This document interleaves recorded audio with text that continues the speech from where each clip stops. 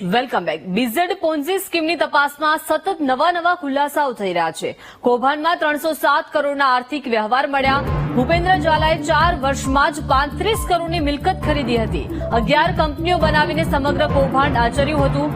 રોકાણકારો પાસેથી કૌભાંડી ભૂપેન્દ્રએ 150 કરોડ રૂપિયા મેળવ્યા હતા। મોટાભાગની રકમ રોકડ સ્વરૂપે મેળવી હતી। ભૂપેન્દ્ર ઝાલાના એજન્ટો રોકાણકારોને નફાની લાલચ આપતા હતા।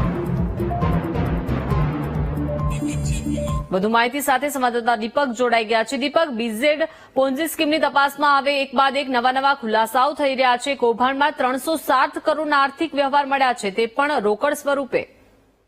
બિલકુલ, જે પ્રકારે સીઆઈડી ક્રાઇમ જે તપાસ કરી રહી છે, તપાસની અંતે એક બાદ એક ખુલાસા થઈ રહ્યા છે। 4 વર્ષની અંદર 35 કરોડની મિલકત જે ભૂપેન્દ્રસિંહ ઝાલાએ ખરીદી હતી અને 11 જેટલી જે કંપનીઓ છે તે પણ બનાવી હતી। મહત્વનું છે કે અત્યાર સુધી જે નાણાકીય વ્યવહારની વાત કરવામાં આવે તો 307 કરોડથી પણ વધારેના જે નાણાકીય વ્યવહારો જે છે તે મળી આવ્યા છે। કૌભાંડ આચર્યું તે 11 કંપનીઓ બનાવી અને આ સમગ્ર કૌભાંડ આચરવામાં આવ્યું।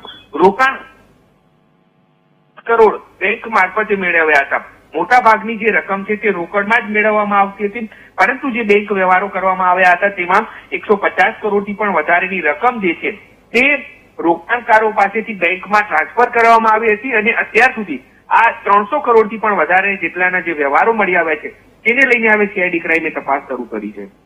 જી આભાર દીપક, વિગત સાથે જોડાયા તે બદલ।